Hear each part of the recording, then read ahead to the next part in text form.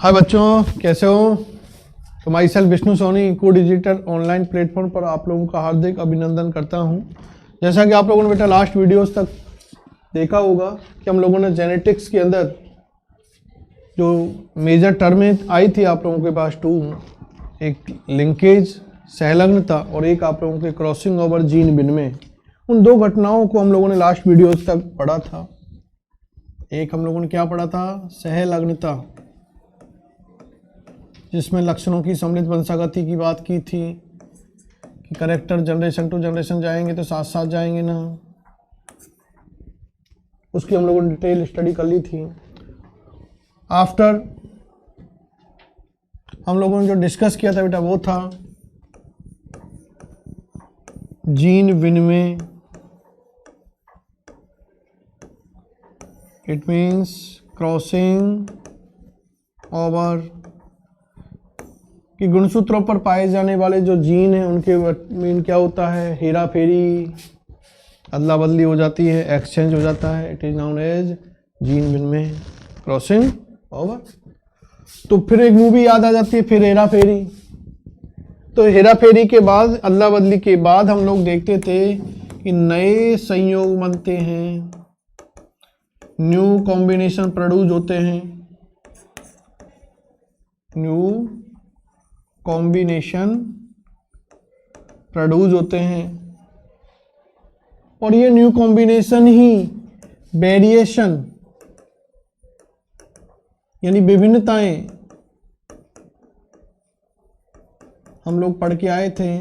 तो वेरिएशन में हेल्पफुल है, क्योंकि आफ्टर सेक्सुअल रिप्रोडक्शन ही हम लोग क्या देखते थे कि वेरिएशन आती थी। तो वेरिएशन आने के पीछे एक रीजन और भी क्या है? क्रॉसिंग ओवर, क्योंकि जीन के बिटवीन क्रॉसिंग ओवर हुआ है, एक्सचेंज होता है, एक्सचेंज होने के बाद ही हम लोग वेरिएशन ऑब्जर्व करते हैं। जब किसी ऑर्गन्स की बॉडी के अंदर या उसके अंदर प्रेजेंट क्रोमोसोम के अंदर वेरिएशन आए हैं या जीन में वेरिएशन आए, तो उन्हीं वेरिएशन की वजह से वो ऑर्गन अपने आप को एवोल्यूट करता है, यानी हेल्प इन एवोल्यूशन भी होगा। तो क्रॉसिंग ओवर में हम लोगों ने देखा कि नए कॉम्बिनेशन आते हैं, न्यू कॉम्बिनेशन वेरिएशन में हेल्पफुल होते हैं, वेरिएशन इवोल्यूशन में हेल्पफुल होती है। तो जस्ट लाइक हम लोग इस तरह से इन टॉपिकों के अंदर हम लोगों ने कई चीज़ें डिस्कस की हैं। आफ्टर बेटा हम लोगों के पास जो हम लोग नेक्स्ट टॉपिक स्टार्ट कर रहे हैं वो है आप लोगों के सहलग्नता मानचित्रण।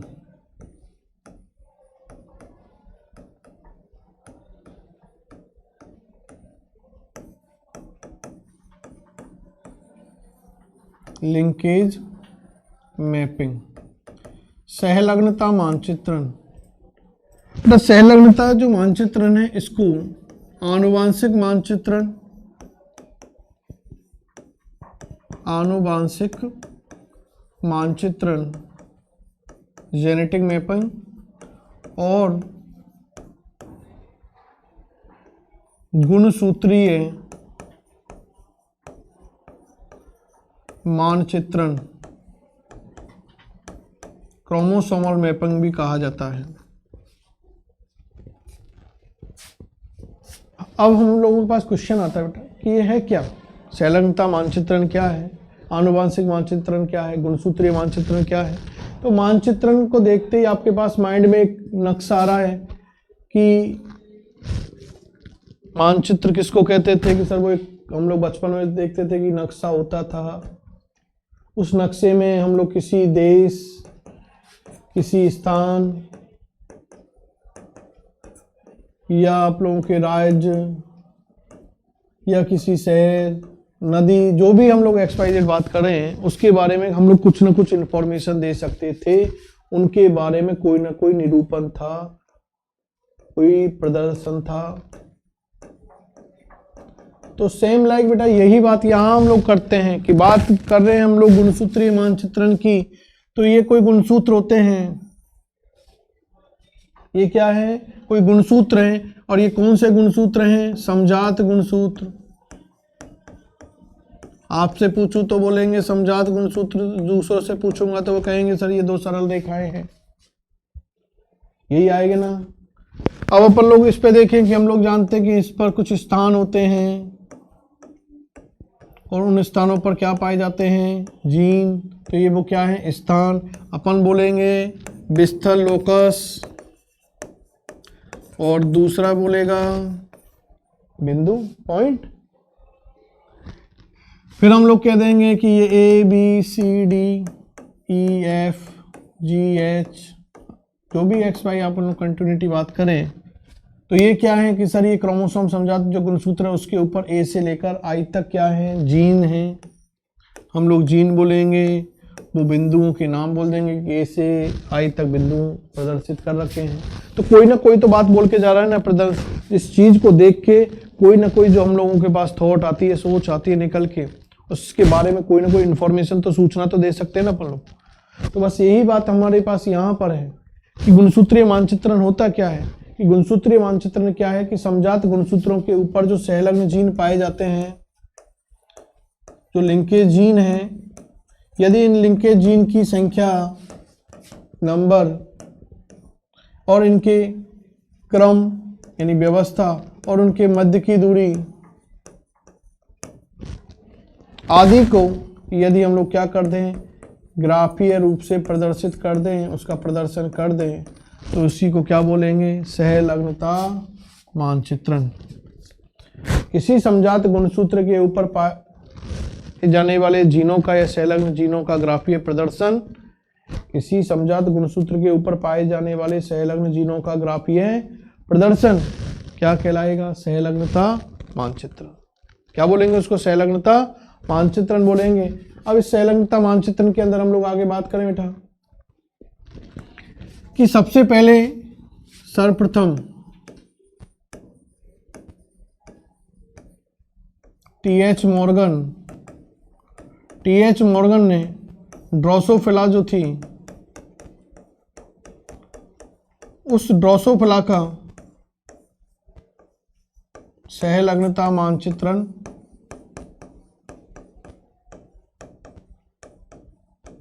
तैयार किया था। First of all linkage mapping किसका प्रिपेयर किया, ड्रोसोफिला का। किसने किया, टी.एच. मॉर्गन ने। इसके बाद स्टूटवेंट भी आए,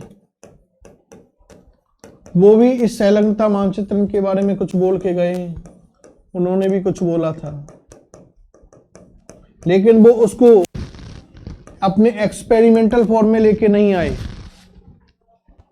लेकिन कुछ ना कुछ तो उसके बारे में बतलाया। इसलिए यदि इसके खोजकर्ता की बात करें, इसको किसने खोजा, तो कई जगह हम देखते हैं कि टी.एच. मॉर्गन और स्टूटवेंट दोनों के नाम मिलते हैं, और कई जगह टी.एच. मॉर्गन मिलते हैं। जैसा आप लोग देखो, क्योंकि ड्रोसोफिला का प्रिपेयर किया इसलिए टी.एच. मॉर्गन का ज़्यादा यूज कर लेते हैं, और स्टूटवेंट भी आप लोगों के पास ऑप्शन में आ सकता है। तो आपको दोनों ही ऑप्शन याद रखने हैं कि इसको डिस्कवर करने वाला जो साइंटिस्ट था वो कौन था, टी.एच. Morgan and स्टूटवेंट। और उन्होंने जो गुणसूत्रों पर पाए जाने वाले जो सहलग्न जीन थे बेटा, इन सहलग्न जीनों के जो मध्य की दूरी होती है, इनके मध्य की जो दूरी होती है, उस दूरी को मापने के लिए एक इकाई दे दी थी और उसका नाम दे दिया था सेंटीमॉर्गन। मॉर्गन नामक वैज्ञानिक के सम्मान में उसका नाम सेंटीमॉर्गन या मॉर्गन के नाम से उसको जानते हैं, CM और M। तो यदि किसी सहलग्न जीनों के मध्य की दूरी कभी आपके पास लिखा हुआ 6.5 cm, तो आप सेंटीमीटर नहीं बोल के बल्कि क्या यूज करेंगे, सेंटीमॉर्गन। क्या यूज करना है, सेंटीमॉर्गन, क्योंकि मॉर्गन ने इस यूनिट को क्या दिया, प्रपोज किया था। तो नेक्स्ट हम लोग बेटा बात करें कि ये सहलग्नता मानचित्रण, सपोज करो अपन लोगों ने इस तरह से किसी समजात गुणसूत्र के ऊपर होमोलॉगस क्रोमोसोम्स के ऊपर, क्रोमोसोम्स, इस होमोलॉगस क्रोमोसोम्स के ऊपर यदि अपन लोगों ने इस तरह से ये जीन का अरेंजमेंट रिप्रेजेंट कर दिया बेटा, और हम लोग इस रिप्रेजेंटेशन के बाद बोल रहे हैं कि ये क्या है, सहलग्नता मानचित्रण है, तो इसके महत्व क्या है। तो सिग्निफिकेंस हम लोग यहीं से बता सकते हैं पहला तो कि सहलग्न जो जीन होते हैं बेटा, सहलग्न जो जीन है उनके बारे में कोई ना कोई हमको इन्फॉर्मेशन सूचना मिलती है, और 3 सूचनाएं आवश्यक रूप से हम लोगों को मिल जाती हैं। पहली तो इन जीनों की संख्या के बारे में बता सकते हैं, इस मानचित्रण को देख के बता सकते हैं कितनी संख्या में जीन इस होमोलोगस क्रोमोसोम पर प्रेजेंट है। नेक्स्ट, उनकी पोजीशन, उनकी स्थिति के बारे में बता सकते हैं कि वो कहाँ स्थित है, उनका क्रम क्या है, स्थिति या क्रम के बारे में हम लोग इंफॉर्मेशन प्रोवाइड कर सकते हैं ना। नेक्स्ट, यदि अपन लोग बेटा बात करें कि क्या इंफॉर्मेशन दे सकते हैं, तो वो इंफॉर्मेशन हम लोग दे सकते हैं इनके बिटवीन जो डिस्टेंस है, कि कितनी डिस्टेंस है। तो ये सूचनाएं हम लोगों को गुणसूत्रीय मानचित्रण से प्राप्त होती है। सेकंड, यदि इसके सिग्निफिकेंस की बात करें बेटा, तो जो आनुवांशिक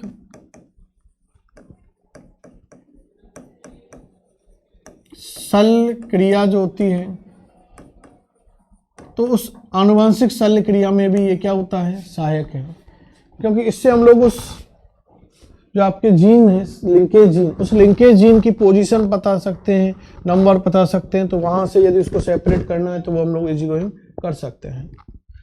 थर्ड सिग्निफिकेंस की यदि हम लोग बात करें बेटा, तो थर्ड सिग्निफिकेंस क्या है इसका, वो थर्ड सिग्निफिकेंस है इसके पीछे कि जो आनुवांशिक अभियांत्रिकी है, आनुवांशिक अभियांत्रिकी आप लोग बायोटेक्नोलॉजी के अंदर जब पढ़ोगे तो वहाँ आएगा जेनेटिक इंजीनियरिंग। तो जेनेटिक इंजीनियरिंग का एक ऑब्जेक्ट होता है, एक उद्देश्य होता है कि किसी एक जाति के अंदर पाए जाने वाले जो जीन है या लक्षण है उनको किसी दूसरी प्रजाति के अंदर स्थानांतरित करने की जो प्रक्रिया है वो है जेनेटिक इंजीनियरिंग, जिससे हम लोग वांछित लक्षणों वाली संतति प्राप्त कर सकते हैं। तो उस एक जाति के जीव से वो जब हम लोग उस लक्षणों को, वांछित लक्षणों को डीएनए को वहां से सेपरेट कर रहे हैं, तो उसके बारे में पोजीशन क्रम के बारे में पता तो होना चाहिए, कहाँ पर वो है, किस नंबर का क्रोमोसोम है या किस नंबर का जीन है। तो वो इन्फॉर्मेशन हमको कहाँ से मिलती है, लिंकेज मैपिंग से। तो आनुवांशिक मानचित्रण के अंदर जीनों को जो पृथक होते हैं संलग्न जीन, उन जीनों को पृथक करने के अंदर भी इस जेनेटिक मैपिंग का क्या होता है, यूज होता है। तो ये हम लोगों ने जस्ट डिस्कस किया है एक टॉपिक, सहलग्नता मानचित्र। उसके बाद बेटा हम लोग बार बार इस चीज का यूज कर रहे हैं कि ड्रोसोफिला ड्रोसोफिला ड्रोसोफिला। तो एक ड्रोसोफिला मेलानोगेस्टर, ड्रोसोफिला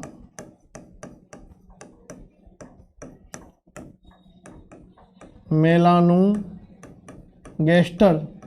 एक फल मक्खी थी, फ्रूट फ्लाई थी। इस फल मक्खी का उपयोग, इसका प्रयोग या उपयोग मॉर्गन ने अपने आनुवांशिक प्रयोगों के लिए किया, जेनेटिक एक्सपेरिमेंट के लिए आनुवांशिकी प्रयोगों में इसका यूज किया था।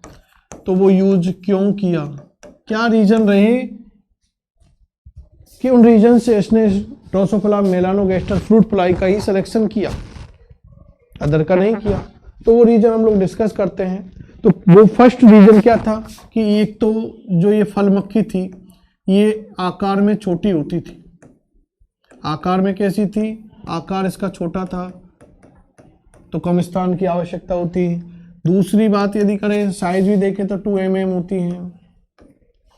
यदि इसकी सेकंड बात करें अपन लोग बेटा, तो सेकंड बात क्या है कि इसका जो संवर्धन है वो संवर्धन कराना भी क्या था, सरल था और सस्ता भी था।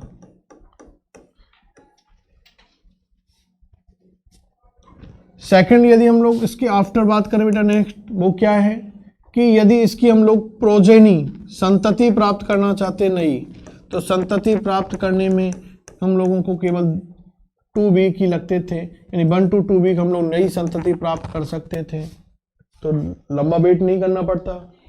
सपोज करो अपन लोग जेनेटिक एक्सपेरिमेंट करते हैं, यदि वो उसकी डाई हो गई, डेथ हो गई, तो डेथ के बाद हम लोगों को नई प्रोजेनी में कोई टाइम नहीं लगेगा, न्यू संतति और लो ड्यूरेशन के अंदर ही हम लोग क्या कर सकते हैं, प्रोड्यूस भाइल। जबकि मेंडल ने जो पाइसम सटाइवम के प्लांट का यूज किया था, तो उसके लिए तो हम लोगों को कम से कम क्या है 1 सीजन यानी 6 to 7 मंथ यानी 1 ईयर की, क्योंकि एनुअल प्लांट था तो तब तक हम लोगों को उसके लिए वेट करना होता था।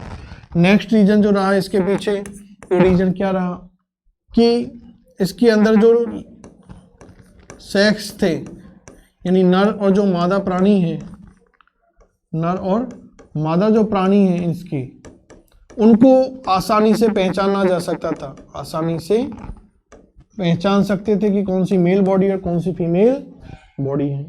इजी गोइंग आइडेंटिफाई कर सकते थे, क्योंकि कैसे कर सकते थे, क्योंकि जो मादा ड्रोसोफिला है ये नर ड्रोसोफिला की तुलना में आकार में बड़ी होती है, साइज में क्या होगी, बड़ी होती है। अदर ऐसे सब मॉर्फोलॉजिकल अदर कैरेक्टर भी थे जिनके बेस पर हम लोग ड्रोसोफिला को, मेल और फीमेल बॉडी को इजी गोइंग डिस्टिंक्ट कर सकते थे, विभेदित कर सकते थे, पहचान सकते थे। नेक्स्ट इसके सिलेक्शन के पीछे रीजन क्या रहा, वो रीजन क्या रहा कि इसके अंदर मनुष्य के समान, मेन लाइक, ह्यूमन लाइक लिंग गुणसूत्र पाए जाते थे, सेक्स क्रोमोसोम उपस्थित थे। क्या उपस्थित थे? सेक्स क्रोमोसोम उपस्थित थे। तो सेक्स क्रोम प्रेजेंट की वजह से, और उसमें भी यदि बात करें तो इसके अंदर इसकी जो लार ग्रंथियां होती थी, सैलिवरी जो ग्लैंड थी, तो लार ग्रंथियों के अंदर एक विशेष प्रकार का गुणसूत्र पाया जाता था, और वो कौन सा था? पॉलीटिन गुणसूत्र। याद करो 11th की कहानी, तो वहां भी आया था आपके पॉलीटिन, पॉली यानी मोर, तो इसमें बहुत सारे क्रोमेटिड अर्ध गुणसूत्र होते थे, इसलिए इसका नाम दे दिया था पॉलीटिन, जो कि डिप्टेरा वर्ग, क्योंकि ड्रोसोफिला डिप्टेरा वर्ग का मेंबर है। तो उनके लार ग्रंथियों के अंदर इस प्रकार का क्या उपस्थित होता था? गुणसूत्र उपस्थित होता। तो इनकी लार ग्रंथियों के अंदर पॉलीटिन क्रोमोसोम उपस्थित था, तो ये भी था। अगली यदि बात करें इसके कि रीजन का क्या कारण रहा जिससे इसका सिलेक्शन किया, तो ये जो पके हुए फल होते थे, पके हुए फल, जो रिपनिंग फ्रूट होते थे, रिपनिंग फ्रूट जो होते थे, उन फ्रूटों पर ये स्वतंत्र रूप से विचलन करती हुई नजर आती है, तो वहां से इसको हम लोग आसानी से पृथक कर सकते हैं। यानी जब भी इसको आइसोलेट करना हो या इसको देखना हो कहाँ मिलेगी, तो कहाँ मिलेगी? पके हुए फलों पर मिलेगी। तो जब भी पके हुए फलों पर अपन लोग इस तरह की मक्खी, बी लाइक देखें, तो इट इज नाउन एज, वो क्या होगी? Fruit fly. तो इसको हम लोग वहां से इजीली सेपरेट कर सकते थे। तो ये सब रीजन रहे। इन सब रीजन की वजह से टी.एच. मॉर्गन ने अपने जेनेटिक एक्सपेरिमेंट के अंदर उसने ड्रोसोफिला मेलानोगैस्टर जो फ्रूट फ्लाई थी, इसका अपने आनुवंशिकी के प्रयोगों के अंदर उपयोग किया था। तो ये हम लोगों ने बेटा आज टॉपिक डिस्कस किए थे कि सहलग्नता मानचित्रण क्या होता है, कैसे हम लोग प्रिपेयर करते हैं, उसका क्या जेनेटिक हम लोगों ने यूज देखा था कि वो उसका यूजेज क्या है। फिर हम लोगों ने डिस्कस किया था कि अपने एक्सपेरिमेंट के लिए उन्होंने मेलानोगैस्टर, जो ड्रोसोफिला मेलानोगैस्टर था, इसका ही यूज क्यों किया, तो उसके सब कारण अपन लोगों ने देखे थे। ये हम लोगों का आज का टॉपिक था। Thank you.